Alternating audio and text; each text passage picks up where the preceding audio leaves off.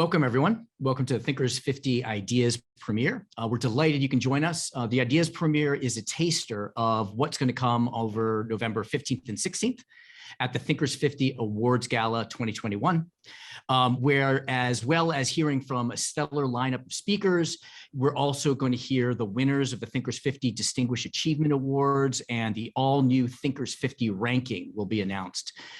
For those of you who are joining these events for the first time, a little bit of background. Thinkers 50 is the world's most reliable source for identifying, ranking, and sharing the best management and business ideas of our age, ideas that can make a real difference in the world. And that's what the next 2 days and the gala are all about. If you're attending the Ideas Premiere by special invitation, I wanted to invite you to participate in the gala.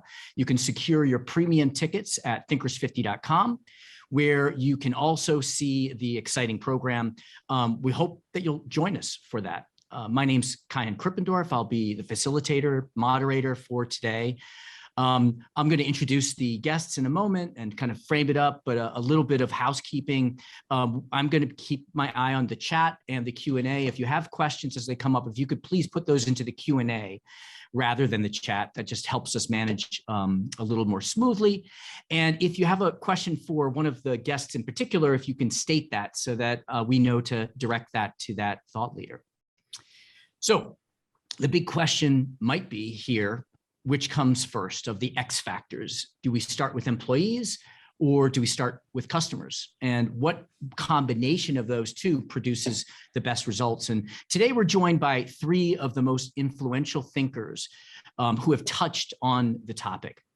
We have Rita McGrath. She's a best-selling author, sought-after speaker. She is a longtime professor at one of my alma maters, Columbia Business School. She's written numerous books. Two of my favorites are Seeing Around Corners and The End of Competitive Advantage. She's widely recognized as a premier expert on leading innovation and growth in times of uncertainty. She's been a recipient of the Thinkers 50 Distinguished Achievement Award for strategy and is consistently ranked as one of the world's top 10 management thinkers in the Thinkers 50 ranking. We're also joined by Tiffany Bova. She is the global growth evangelist at the software giant Salesforce. She's previously a research fellow at Gartner. She's the author of Growth IQ. She's working on a new book and new research studying the correlation between what we're going to call EX, which is employee experience, and CX, which is customer experience. In 2019, she was named one of the top 50 management thinkers in the world by Thinkers 50. And we're also joined by Ben Witter. He is the founder and chief experience officer at the World Employee Experience Institute. He's the author of Employee Experience. He's known globally as Mr. Employee Experience and is recognized as one of the leading figures in EX, employee experience. He's a pioneer and has popularized the concept worldwide, and he was named by Thinkers 50 on the Radar class of 2021 as one of the top up-and-coming thinkers to watch in the coming years. Rita and Tiffany and Ben, I want to welcome you to the stage. Thank you for being here. I'd like to just open it up with each of you just giving a little bit of perspective on this question of EX versus CX. And let me start with Rita.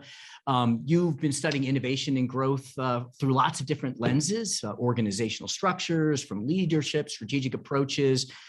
Are we asking the right question? Is it what comes first, EX versus CX? How would you frame this question? Well, I think historically, employee satisfaction, employee engagement has been a leading indicator for customer engagement and satisfaction. And so when employees get unhappy, that very rapidly translates into customers being unhappy. So I think that's the first thing I would observe. Second thing I would observe is that as we have allowed technology to intermediate between our customer and our company, we're essentially trying to extract employees from that equation. And as the robots get smarter and smarter, our customer experience actually gets worse. Because if we could solve it ourselves using technology, we would have done so. And so I think there's a really interesting tension between this thing that companies call containment, right? Which is how good are my systems at keeping a customer from actually interacting with my employee, and the genuine employee experience. So that's the second thing I would observe. Third thing I would observe is that we are often very unaware of what the customer is actually trying to achieve. And there is no substitute for curious, intelligent employees investigating that phenomena. And I think that's where the nexus between the company and the customer, if it's not handled well, falls short. If it's handled well, it can give you a tremendous advantage. Thank you. Tiffany, Rita mentioned technology and growth, and sort of that's very much in the kind of the overlap of where you sit.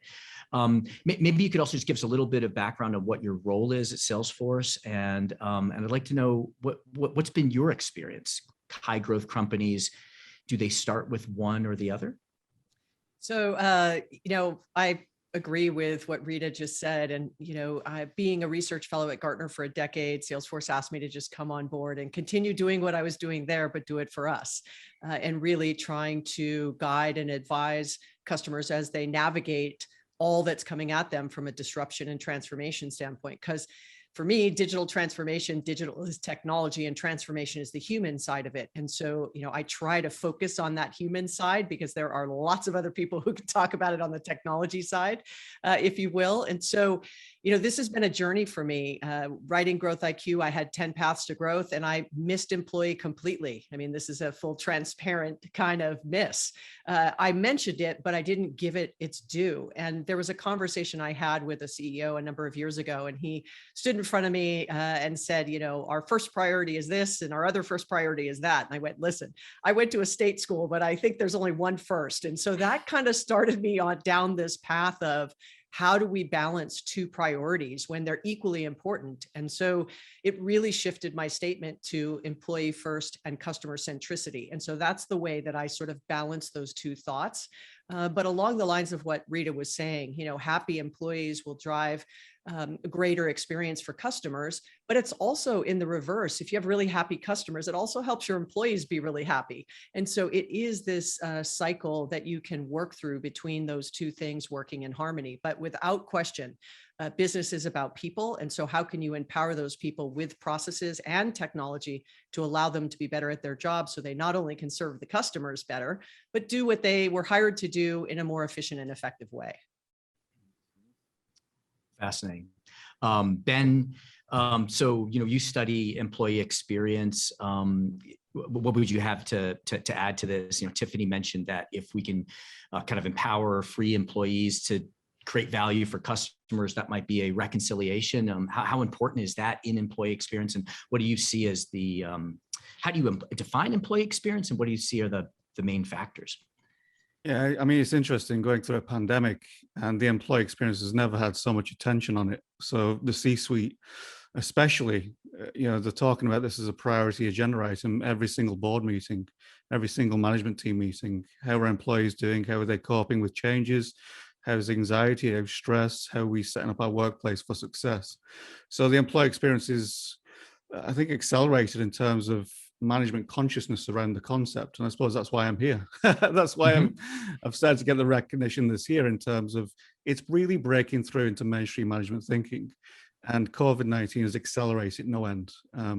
Would we be this far ahead without COVID? I don't think so. I think we'd still be arguing around, customers first and all this kind of customer-centric stuff. But what's emerged through the pandemic, and I wrote a book through it, which was a very difficult challenge at times, was that the human experience has come fully into focus within businesses worldwide. And those that are taking the brand seriously and they want to become an admired, respected, and trusted organization, they have to put focus on both priorities, as Tiffany said and Rita alluded to there, in terms of we have to have people working in harmony, whether that's customers, whether that's employees, whether that's shareholders. We all need to work on the experiences that the human beings are having within our brand and around our brand. So that's where I land on employee experience. It's about human beings first and foremost. And you mentioned that you wrote your book in a certain point in time. Of course, you've been exploring and studying and working within employee experience for a long period of time. So, which brings up a question which I'd love to see if any of you have a thought on, is Has the balance between those two changed over time? And does employee experience only really matter to companies in times of short labor supply as we're experiencing now? How has the balance changed over time? Anyone? Rita? I'll jump in on that if you like. Yep. So one of the things that's a big trend, and it's accelerated by technology, is we're seeing value migrating from products and services to experiences and interactions. And you can make a widget, right? And the widget has a certain value, but if that widget is smart and connected and knows what's going on around it, it's infinitely more valuable than just being a standalone thing. So where this fits into this customer versus employee equation is, as you think about experiences and interactions, by definition, there's at least two parties. And typically we would call one an employee and the other a customer. But in a world of co-created experiences, that line is getting super blurry. And what you'll see among the best companies is not only do they have employee communities, they have actually co-creation communities with customers. And this is something that Eric von Hippel has been studying. He's at MIT, and he talks about a lot of innovation actually coming from customers, and then companies kind of facilitate the introduction of those innovations into society. So the lines are not nearly as clear cut as the question would suggest. Mm. Yeah, So, I'd yeah, also Rita? say that. Yeah, I'd also say that the definition of employee experience and what that constitutes and customer experience has forever changed. And so, while in my past life, we started talking about customer experience being as important, if not more important, than the products and services that were being sold, and that was some 8 or 9 years ago. But now what we've seen is that definition of what experience looks like, also because of technology. I mean, Rita even mentioned it, putting technology in between and removing the employee has some risks. I don't necessarily totally agree with Rita on the fact that it makes it worse, but there are worst case scenarios of it, but there's also really great use case of it as well. And if you think about let's just take Salesforce and our tower, you could have lunch and you have a coffee bar and there's, daycare and there's massage rooms and meditation rooms and the whole 9 yards. And now we're all working from home pretty much. That experience is very different. And so how you shift through and figure out what do employees now need based on this new reality that we're living in? Is it safety, well-being, health, right? Trust? A lot of that might not have been on the list on what's important to employees when they choose where and who they're going to work for, which I think is driving a lot of what we're seeing, especially in the US around this great resignation, right? I think the jobs report is like 4 million, average of 4 million people last month left a job, and this month was 4.9 million. That's a lot of people leaving work. So, what is driving that kind of shift? Yeah, and that's just in the US with the numbers, right? Right, just US. So we're seeing the parallels. Ben, what about you? What do you think is, if I were to ask someone what the definition of employee experience would be, I would think, you are the authority. So how would you define employee experience? Yeah, again, there's different definitions floating around, but for me, it comes down to the individual company and how they define it. I think that's the most important thing for their context. For me, it's very much from a practitioner perspective, which is the intentional design and engineering of a high-value, integrated and holistic employee experience. So that was kind of what I landed on for the first book, and I haven't really moved very much since, to be honest, because co-creation is still a part of that. We're still about creating exceptional business and human outcomes. I think that's a clear part of the definition that I put forward, which it takes us away from this, making business work at all costs and delivering profit and growth at all costs, which has been a long-standing criticism of major corporations for a long time now. Even Amazon in the last year, they've put on the strategic priority to become the best employer on the planet. And that's a serious symbolic and well-defined intent that shows really quite practically the way the organization and the way the corporation is changing. Because if they actually approached me in 2019, when I was writing the first book on employee experience, to come and give them a talk, because they were putting in place 25 senior directors on employee experience. And it was fascinating to see them actually start this journey quite late, actually, because a lot of organizations started this maybe 2014, 2015.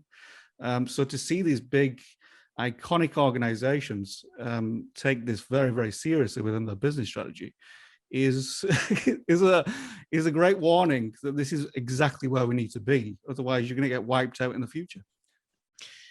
if I could just follow up on that, yeah, I thought that was really interesting because Amazon's been famous for its mission of being Earth's most customer-centric company or organization. And I think when they announced the kind of the employee mission, it was met with some incredulity. It seems like you kind of have some view into the inner workings of Amazon. Could you talk? Is that a real authentic shift? And do they have two firsts, as Tiffany talked about? Are they I think the moment you see that strategic accountability and that strategic priority being set, then it filters down the business. And Bezos has shown he's not willing to mess around on his strategic priorities. So if he's put that at the top of the agenda for the organization and that filters through the management system, you're going to see some remarkable things happen in a remarkable amount of time. They're going to make mistakes. There's going to be some kind of hiccups along the way. But if they're doing that, then I would say, if they're taking it extremely seriously within their business model, then the results are going to speak for themselves over time. And on the customer experience, they've proven that they deliver results on that side. But can they now do it on the employee experience side? That's the one thing that we'll just have to observe closely. But Salesforce kindly helped me launch my first book in London. I was a guest at your facility, so I understand. I understand Salesforce's commitment to the holistic employee experience, it was wonderful to see that actually. But the way they do it throughout their business is another fine example. Co-creating, even through big issues. Some political issues that they got involved in a few years ago. During the Trump administration, but instead of saying, "Oh, this is something outside of our control," they went to their employees for the solutions, as opposed to dictating a one-size-fits-all approach. And that's what I admire about these businesses coming through now. Rita, I'm wondering if this really maybe is an inflection point, and for Amazon or broadly, what are your thoughts?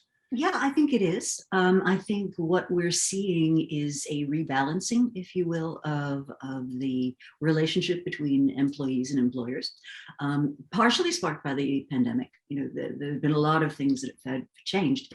But if I look at it through a sort of historical arc, right, after the Second World War, there was a recognition among employers that you don't want over 10 million armed, trained fighters to come back to the country and have nothing to do and nothing to live on, right? And so there was this very explicit recognition that there was a mutual interest in the interests of corporate leaders and their workers, and to the point where labor was invited to be at the table, many benefits that no longer exist were included, and there was a sense that the distribution of resources in society that would go to creating a healthy middle class was actually good for everybody, right? That was a kind of prevailing norm. And I think over the years, that norm has eroded in many places. We've got a terrible bad jobs problem, as my colleague Zeynep Tan of MIT would say. There's tens of millions of terrible jobs in this country. And what I think we're starting to see now, and it's part of this whole movement with the Business Roundtable talking about stakeholder capitalism, many thought leaders saying, capitalism is just out of whack. The resources are flowing disproportionately to very few and not being shared more broadly. We don't have shared prosperity and. So to me, all those ingredients, and I've been saying this for quite a while, and as you know, all those ingredients lead up to an inflection point in which the relationship between employer and employee is likely to be shifted. Yeah, that was one of my follow-up questions was, is this related to that kind of shift in what the role of the firm is? And then do we then move into, hey, we've got employees, we've got customers, we've got communities, we've got societies, right? And is this all part of the same movement? Yeah, can I make a practical observation too, which is that there's a mountain, like a mountain of research by people like Bob Sutton and Jeff Pfeffer and Zeynep Tan, which shows that if you are a good employer, if you create jobs that have stability, decent pay, opportunities for advancement, where people feel secure, they feel heard, they feel that they can be themselves, they feel they can bring their full selves to work, and that companies that do that actually outperform companies that offer terrible employee experiences. I mean, this is not ambiguous research. It's very, very clearly done. And so it's been a huge puzzle to me, which is if that's so clear in the research, why do so many companies not do it? And the only answer I can think of is it just must be a little harder. You have to make a bit more of an effort than just bringing people in and churning them through. If you really want to keep them and preserve them and develop them and grow them. And I think perhaps what the pandemic has now taught us is that way, that sort of bad jobs way is not something employees are really willing or able to put up with anymore. So maybe the driver of this shift is that it was considered too difficult to kind of have the kind of impact on employee experience that we've had on customer experience. I don't know about too difficult. I think people just didn't want to be bothered. It's an effort. It's one more thing on your to-do list. And if you can get away with not doing it and still reap the rewards, maybe you just go ahead and do that. But if you can no longer get away with not doing it, or it becomes too dangerous, or it becomes socially unacceptable. It used to be socially unacceptable to have mass layoffs prior to the 70s. And if you were a CEO whose firm experienced a mass layoff, you couldn't get a table at the country club. I mean, you were shunned. And over the years, a lot of those norms have eroded. I'd also say within there that what we found from our research was there's a lot of mechanisms around measuring and managing customer experience. I'm just going to pick on Net Promoter Score as an example, right? Or customer satisfaction scores. But then yet, what are the tracking mechanisms for employee experience beyond attrition, maybe how many resumes you get, but really looking at it in a real-time basis of what is the satisfaction, productivity, engagement, and experience of your employees. And so a lot of what we heard is there's a lot of investment on customer experience and the technology that delivers it and manages it and measures it. But what is in place on the employee side, and what kind of relationship between those executives that are driving one? In the CX realm, maybe it's the chief experience officer or the chief marketing officer. Then who is responsible for the experience of the employee? Is it the chief human resource officer? But once they become an employee and now they're using the technology that we've been discussing over the last few minutes, shouldn't the CIO be part of that employee experience conversation? And what does that triangulation look like from an executive alignment perspective? Because we found that there was a lack of alignment. There was no true way to take a metric that could go across these kinds of conversations that weren't isolated and siloed. And so, I think, everyone should agree that it's very hard to get people motivated if there's no way to say what I do every day has a result and an impact on this particular customer experience or employee experience. And how am I going to get measured and managed to do that? That has huge implications into your ability of making it seem not quite so difficult and attainable, because then you've got a way to put a vision forward for the entire company. Yeah, this is a really big point, because lack of alignment and lack of accountability come up as two of the top challenges when working on employee experience across a business in a more holistic way. So traditionally, you've had HR functions who would, relatively speaking, just be doing their own thing within their silo. And they wouldn't ever kind of think to speak to a customer experience officer, and vice versa. So you've got that rich knowledge, data, experience, skill set, capabilities, all sitting in different fiefdoms within the business, and never the twain shall meet, which is been a shame within this experience economy or this new approach to business.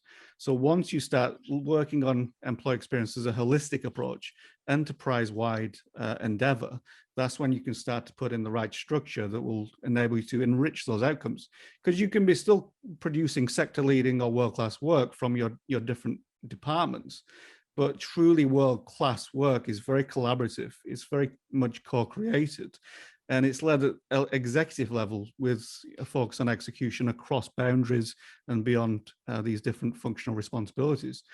Get that right, and I think you're in a different league when it comes to employee experience. But that's the challenge we're facing right now, I think.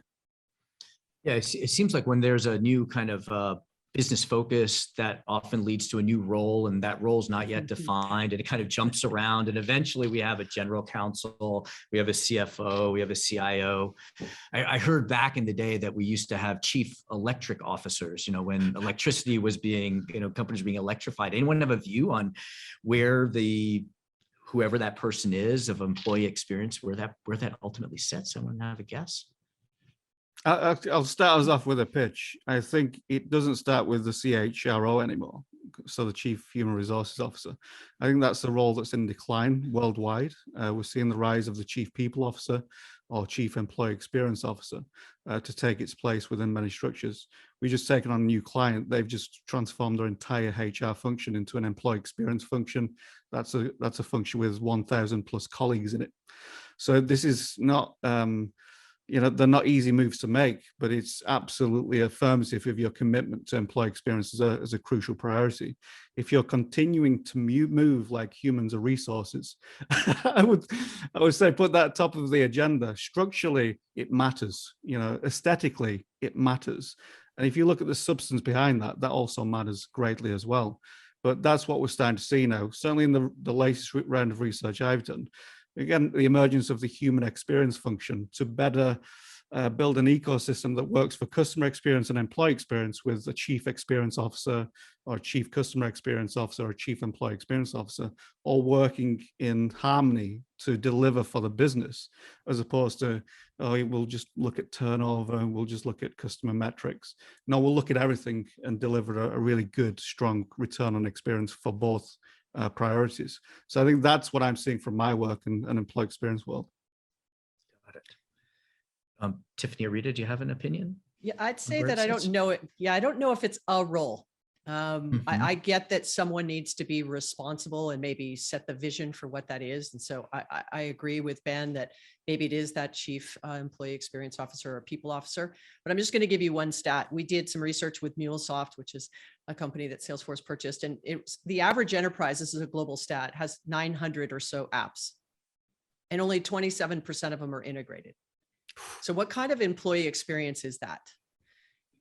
I have to serve a customer, to Rita's point, right? Someone calls in, I'm the human side of it. I want to deliver a great experience. I have to go to 5 places to find the answer, or the data in those systems is not correct, or I don't have permission to actually give a credit. I have to spend a day trying to chase down to get a pricing, reduction.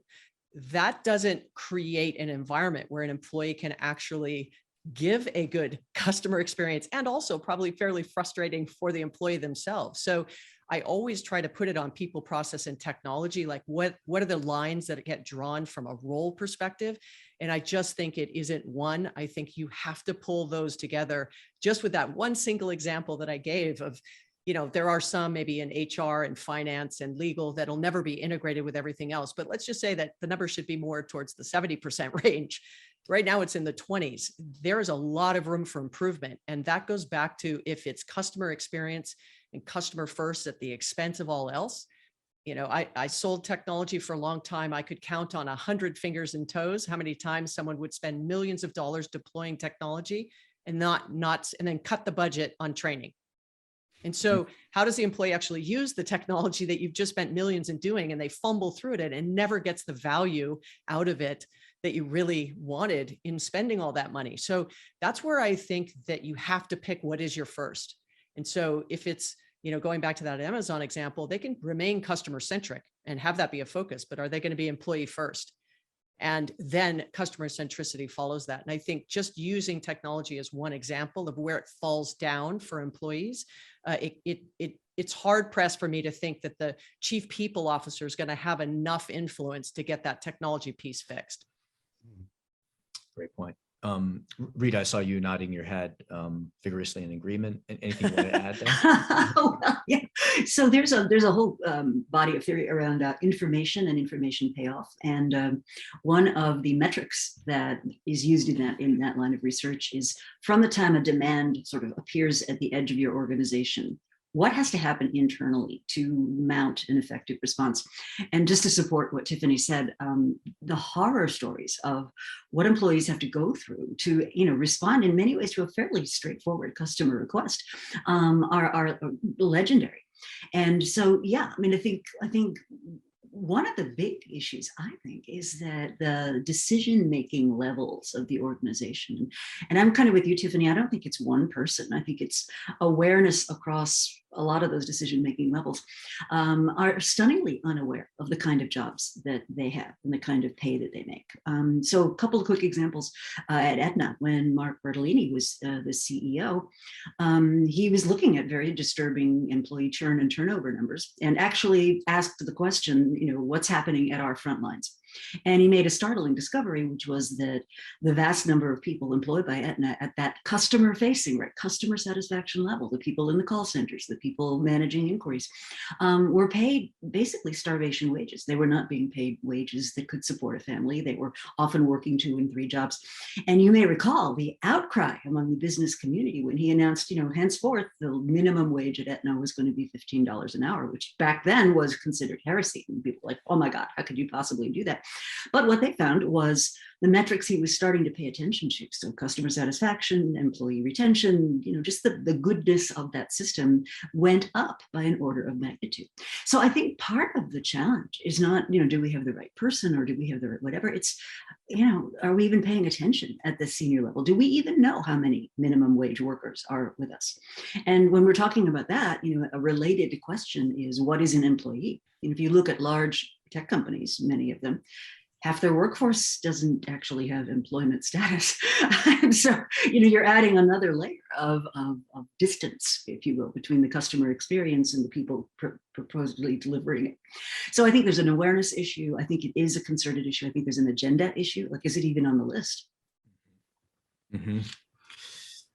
Yeah, we're sort of dancing around, well, not dancing, but we've touched on metrics and processes and data, and there's a request that we go a little deeper there. I know that Fred Reichheld, the creator of the Net Promoter Score, is a new book that's going to be released soon called Winning on Purpose. And his kind of reconciliation is, I think it's what Tiffany alluded to, that if you're the way to engage employees, or even a big way to engage employees, is give them a sense that they are providing value, creating value for their customers. If they're seeing high NPS scores, if they're getting thank yous, if they're creating advocates, and then we have all these barriers that prevent them from doing that. What do you see? And Rita's talked about agenda and metrics. If we look at processes and and metrics, what do you see? What should be on the agenda in order to move us towards maybe harmony between EX and CX? Well, I often ask this question, and I think Rita does as well, so I'm sure she's going to agree. But when I walk into an executive meeting and I'm with the customer service organization, I ask do you view it as a cost center, or do you view it as a revenue generation engine? And sometimes they'll say, well, absolutely, it's not just a cost center. I go, great, share with me the metrics you use. Well, how many calls come in? How long are they on the phone? How quickly is it first time to resolution? How long does the customer wait? I go, oh, those are all cost metrics, right? Because that's how you would staff your call center, versus saying, what is the lifetime value of your customers? How often are they upselling and cross-selling? Are they providing value at that point of where the customer and the employee actually interact? And so they would go, well, we get it. We're going to shift from calling them a customer service organization to calling them customer success. And that's going to fix the problem. And so that goes back really to the question, which is, what are those metrics you're going to put in place? And if they're all productivity metrics, then you're not balancing the business and customer and employee value side as well. And so giving autonomy in a balanced way and enabling and empowering your people to do what's right by the customer. And I'm just talking about customer service at this moment, versus how many calls, how quickly did they resolve, all of those things. And so I think it is that to us anyway, through our research, we've found that that's the big struggle, is if you can't measure it and you can't manage it, then how do we put some of these soft things into a category that allows us to know that we're actually doing better day in and day out? And so for us, it's been lifetime value, it's been customer satisfaction, it's been upsell, cross-sell, it's been what percentage of your customers are doing certain kinds of behaviors. Then you get to some kind of, it isn't just all about the numbers, that you really do put the people in the middle of it as well. Mm-hmm. Yeah, I think this comes down to redefining business progress. I think that's what one of the outcomes I found in the latest book was was actually what we're doing now through this pandemic is redefining what it means to make business progress. Because you can come up with the numbers, but do you do it on the back of a broken workforce, I think is the big question. And as Rita Riley pointed out, many companies now have a large contractor base. They have people in portfolio careers. They have boomerang employees to deal with. They have all sorts of different makeup in terms of the workforce profile. So how do you build an experience that resonates with them? And actually, it's very transactional. I find when I speak to directors sometimes, they're still in that transactional mode of, we're looking for this output, we're looking for this outcome, we're looking for these statistics to be upticking and all these graphs going upwards. When actually the human experience is not just about transaction. It's not just about kind of intellectualizing things. It's about experiencing things, being emotionally attached or connected to something. And that's where the truth comes into play. So the purpose, the mission, the values of the organization. Are we aligned and together on this journey of growth? Or is one party getting more than the other? Are your employees getting to spend quality time with their families? Are they getting good education? Are they getting the salary that can provide for themselves and the people they love and care for? These are the signs that are coming through into business leadership now. And these are the things that team leaders need to start paying more attention to, as opposed to, are we driving efficiencies today? Or are we creating this kind of business growth through very draconian measures sometimes, which, they exclude the humanness about all of us and they remove the humanity from good businesses. Yeah. Related to that, Manu Loda says a typical call center employee in a large Fortune 500 company has to work through 10 to 15 applications to answer simple customer questions. And the funny thing is customer service is not integrated with supply chain or any downstream processes. So the holdup times are huge. Yeah, but I will say this. I will say what's been really fantastic, and that is an absolutely true statement, right? Going back to that stat I said, an average of 900 apps, only 27% of them are integrated. There is the example. Is over the last 18 months, we've seen such an acceleration of those investments to shore a lot of that up. Because when you've had employees that worked in the office and let's just pick a call center and they had, desktops, and then all of a sudden overnight, boom, everyone's working from everywhere. They didn't have laptops to take home. How do you spin up the capability for people to work from anywhere and be successful from anywhere if you don't have access to the kind of technology that you require? So those are those investments that were unfortunately not being made pre-pandemic. And we have definitely seen from small all the way up to very large, Fortune 10 companies making very big investments to try to create an environment where that kind of situation is not happening, because it's not good for the employee, it's not good for the customer, and then it's not good for the bottom line ultimately. Mm-hmm.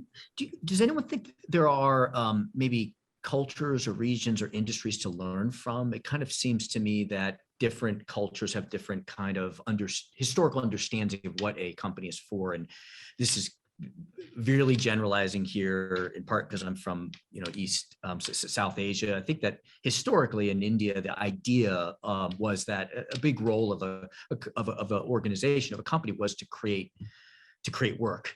Are there any examples of either like regions or industries or particular companies that we should be looking to?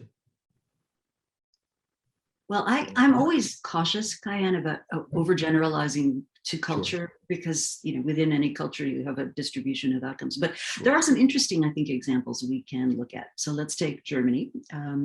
Among the things Germany is very well known for are its workers' councils. And among a lot of American business people, this is hugely controversial, but they have workers on their boards. And so if you're making a decision that has the potential to affect a lot of your employees, you're sitting across the table from somebody who's representing those people, which is a very different situation than we have, say, here.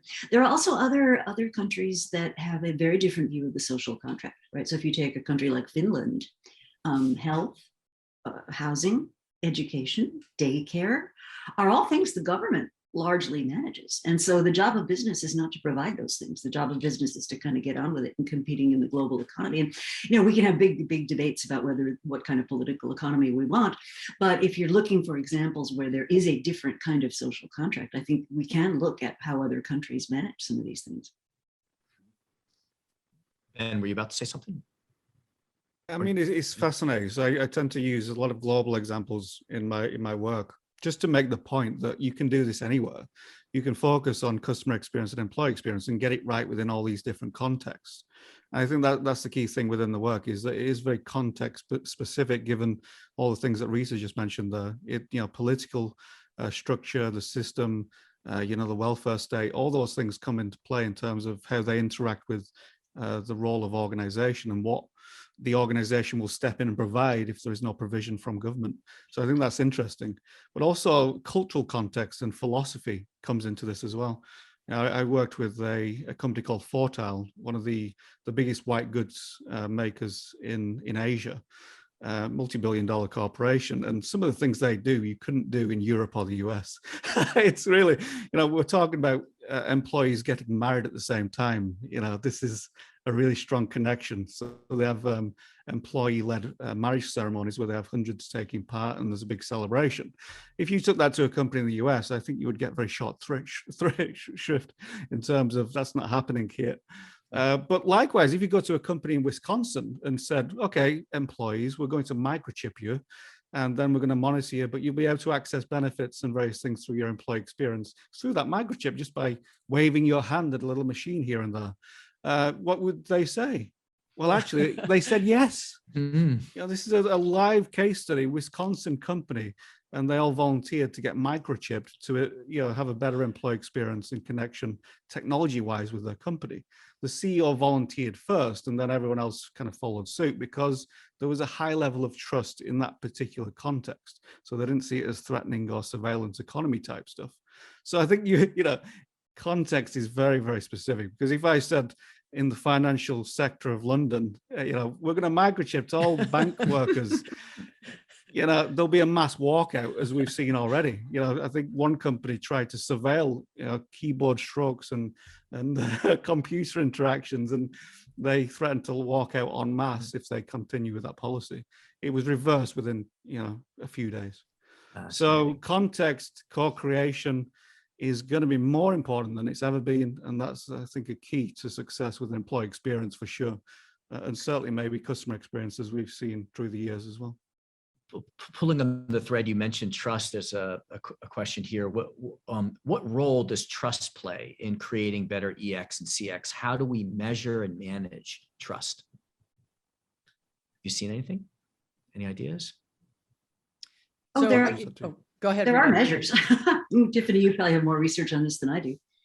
No, go ahead. So there are measures. There's a measure called the Trust Barometer. There are entire books written about this. Basically, trust is the sense that is built up over reliable and repeated interactions, that you will do what you say, your actions are consistent with your words. If I promise you something, I can believe that. And this ties very much into some of Steve Kerr's work on reward systems. And we haven't really talked about incentives and rewards, but I think it's critical. If you want to know why something's totally screwed up in any organization, trace it back to the reward system. A management friend of mine very candidly said to me once, he said, Rita, if you see somebody doing something that is massively stupid in an organization, chances are they think they're going to be rewarded for it. Mm-hmm.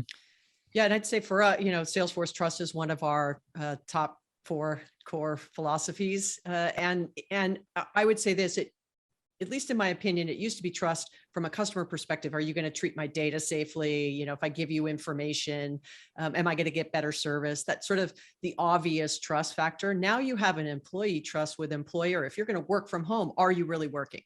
Are you doing what you're saying you're doing? And so trust has definitely stepped up to the top tier of the conversation. And so it's a two-way street. If I'm going to work from home, you have to trust I'm doing my work, which doesn't mean you put more metrics on top of me where I have to check in every 5 minutes. That's not trusting me, right? And I have to trust you as an employer. Are you going to keep my safety first and foremost? So think a retail establishment, workers, had to be at work. If you were working at a grocery store over the last 18 months, they had to work. And so was the employer doing everything they could do to keep them safe as safe as they could during that time.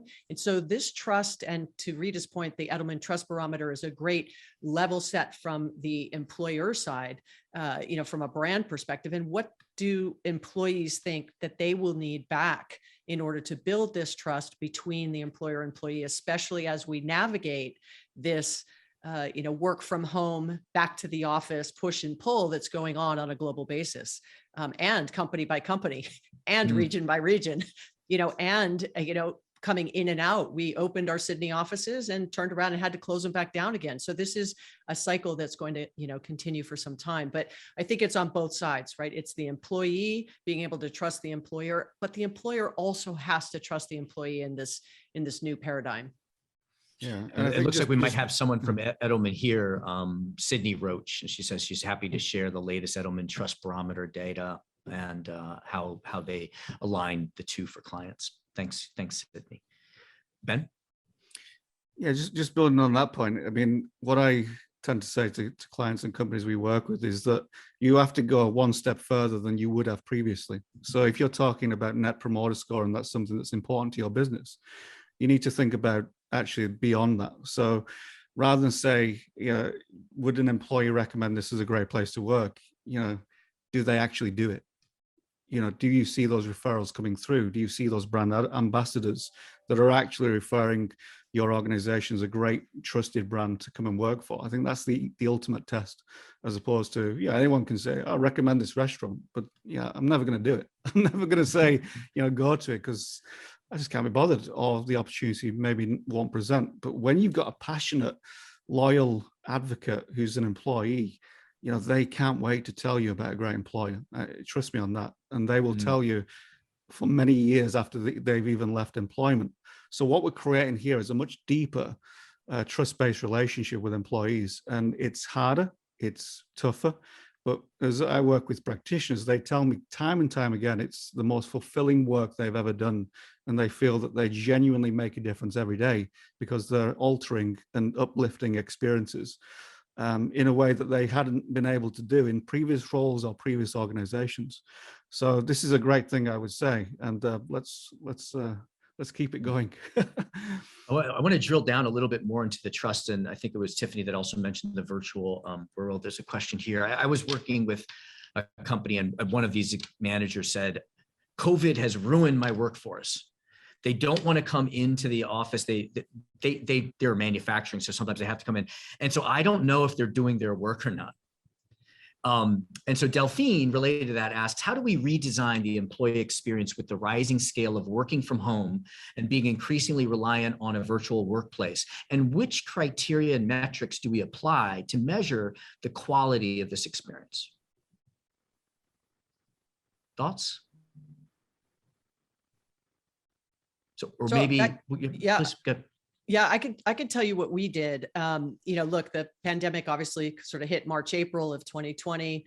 And come May, our CEO, Mark Benioff, gave us a challenge to have 1 million conversations with customers, 1 million conversations, not sales calls, not demos, 1 million conversations. And that really gave us insight into the customer experience and customer expectations of this new reality, which had a lot to do with getting people back to the office at some point in time. We didn't know when. But we also did simultaneously, we used to survey employees quarterly, and now it's very often. And through the surveying of employees, we actually noticed that there was burnout coming sort of June, July, August of last year. And we put a lot of things in place to try to help employees when and how and where they needed it. But what we also did was we have a weekly standing all hands call with our executive team and members of our board of directors every week. And we've had it since the beginning of the pandemic, and we're going to continue it even after it. That has given a connection that, I had already been here 3.5 years. This is a connection that I had not had to the brand as much as I do now. And so it's surveying and asking questions, but then actioning behind it and making sure that you're listening to what your employees and customers are saying so that you can move forward. So from a metrics perspective, it could be, is there burnout? Do you feel like there's too much work? Do you feel like you're not getting the support? Do you feel like you not have the tools? And when those results come out, by the way, they're fully transparent. We can see, obviously in aggregate, what everyone has said, there's nothing hidden, and we have very open and transparent conversations about it. So I think that is also a cultural phenomena that we have, just here with 70,000 employees at this point, not to mention all those that aren't full-time employees, to Rita's point. So I feel like if you're open and willing to have those kinds of conversations, if you hear what's going on, you have to actually act on it. Got it. Ben or Rita, any reaction to that? Well, I had a fascinating conversation with Peter Capelli of the Wharton School on this exact topic. In fact, he's got a great book out, which is called The Future of the Office. I have to have it right here. And he's not advocating for any one point, but what he is advocating for is exactly what Tiffany was describing, being intentional. And so one of the distinctions he makes is between work that's largely individual contributor based, right? So I review a patent document, or I'm writing a legal brief, or I'm writing an academic article. And largely you do that kind of sitting at your desk by yourself. That kind of productivity is very easy to measure, and those kinds of jobs are actually very easy to do remotely. It gets a lot murkier when you're involved in collaborative work, where the output depends on the hard to measure interactions between individuals. And what Peter's just suggesting is, first of all, be mindful of some of those kinds of distinctions, but also make choices, right? And I think Tiffany's given us a great example of a company that actually has been very intentional about these choices and things like burnout and so forth. And what Peter warns us is that many managers are going to duck it. They're not going to have the courage or the commitment or the will to say, this is what I think we should do. This is why I think we should do it. This is how that's going to look at the coal field. And they're acting on sort of gut and intuition. And we've seen an awful lot of backtracking, right? I mean, there are a number of very well-known CEOs. So everybody's going to be back in the office, on X date, who have now had to rethink, revise, revisit, change, because people are saying, no, that doesn't work for us, or we don't agree, or you can't offer us remote work, we're going to go to somebody who will. Another thing I think that is really coming into the equation with respect to the measurement of work is the talent issue, right? And people will say, oh, we're a meritocracy, we hire the best talent. And then when you look at who works for them, they're all located within 50 miles of that company's headquarters. Well, if talent is evenly spread throughout the human population, it's a little hard to believe that everyone with that kind of talent is in that particular spot. So I think we're really rethinking a lot of these taken for granted assumptions. So if this idea of work is something that's on your mind, the book asks great questions. It doesn't offer you answers, but it gives you options and alternatives. What was the name of the book again? The name of the book is The Future of the Office, Work from Home, Remote Work, and the Hard Choices We All Face. So that's what it looks like. Great. Yeah, And it's interesting. if you're conversation with Peter, it should be up on my YouTube channel. We had a fireside chat a couple of weeks ago on this topic. Great. Ben, what were you going to say? Yeah, I mean, it's interesting. So, some of the resistance to these things, maybe improving the employee experience. Oh, we're too big. We have too many, territories. We're all around the world. There's just too much scale to be intentional. But one of the case studies in my last book was Ford Motor Company, and they have 200,000 employees worldwide. And the level of intention that they put on the employee experience during the pandemic was exceptional. They mobilized their internal people. They aligned them to common goals, which were meeting the context and meeting the moment. So they need to focus on safety, workplace stress, anxiety within the workforce, about returning to the manufacturing bases after a long time away. So that's where they focus their employee experience efforts, meeting the moment and helping support people back into work in a welcoming, kind of safe, an approach that was really focused on well-being outcomes, as opposed to getting back to the numbers, production, all that kind of stuff. And Ferrari did something similar. There's a great case study from Harvard on Ferrari in that type of industry. So we can do it at scale. It just, as Tiffany mentioned, can we focus with intention? Can we mobilize our people in the right way, give them a vision to sign up to, and then design these really compelling experiences that live long in the memory for the right reasons, as opposed to, thousands of manufacturing-based employees coming back and it's chaos. They don't know what's going on. There's a lot of fear around COVID as well. All of this stuff isn't really communicated as well as it could be. that's a completely different experience. And no wonder so many people are leaving that type of company. You can see it's like night and day. A great employee experience organization, they're already there. They're already thinking about it. I remember, so we have HEX practitioners, which is the program I run at Ford. And when I was doing a webinar, they jumped on the call. And one of them in particular was saying, how do we welcome people back into the workplace after they've been away? This was right at the start when they were saying work from home.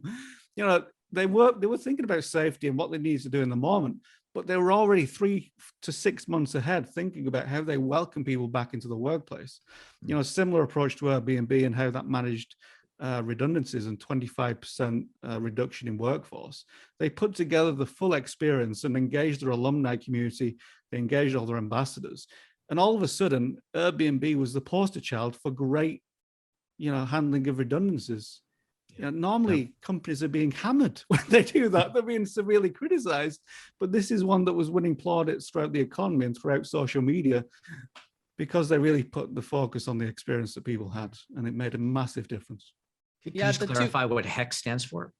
So that's the holistic employee experience. Great. Thank you. I was going to say the two themes that Ben just mentioned with those two examples was actually asking your employees the questions, and you can't do it once a year. You can't do it every 6 months. I'm not saying you have to do it every day, but if you're going to really say that you want to get closer and understand, is it burnout, is it anxiety, they don't have the right tools, whatever it is, you have to be willing to ask those questions and then transparently say, okay, this is what we heard and this is what we're doing for the ones that we agree with. And then if you decide not to do something, you also have to say why you didn't do it. But this is this kind of radical transparency that you have to have, but you have to be willing to ask the questions and then listening to those answers and then actioning them. I was going to say, you have to be willing to hear the answers. Yes. Yes. Great question here from Mainam Poyu.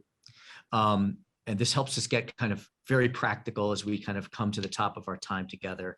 What do you see as the top 3 elements of cultural and leadership experience requirements that will ultimately put both EX and CX in equation for the next 5 to 10 years? Do you want to repeat that? What do you see as the top 3 elements of cultural and leadership experience requirements that will ultimately put EX and CX in equation for the next 5? So I would think next 5 to 10 years, thinking cultural leadership, what do we need to do in those areas to make sure that we're winning with EX and CX in the next 5 to 10 years? I can start if you want. Sure. First thing is, I think we need to get away from looking at lagging indicators and start looking at leading indicators. And Tiffany mentioned some of those earlier, right? Are we upselling? Are we getting more referrals? Are we deeper into our customers' portfolio of activities? Second thing is, I think a lot of it's going to come down to senior leadership behavior. And so Microsoft would be an interesting example. I mean, here's a company that used to be famously kind of lagging indicator, very competitive and so forth. And Satya Nadella there has said, we're going to lead with empathy. We care about customer love. We care about usage, and has really affected quite a massive cultural transformation. And then I think the third one is this web of communication that Tiffany's alluded to. Great. So Thank you. I'd say a shared and agreed upon vision of what is employee experience. To Ben's initial question when you asked, what does it mean? He's like, I think it depends per company. So I think each company has to define what is a good employee experience for us and how do we define a good customer experience. And once you have that and it's agreed upon, then it's okay, what is the cultural organizational structure that has to be put in place to meet that vision and those goals?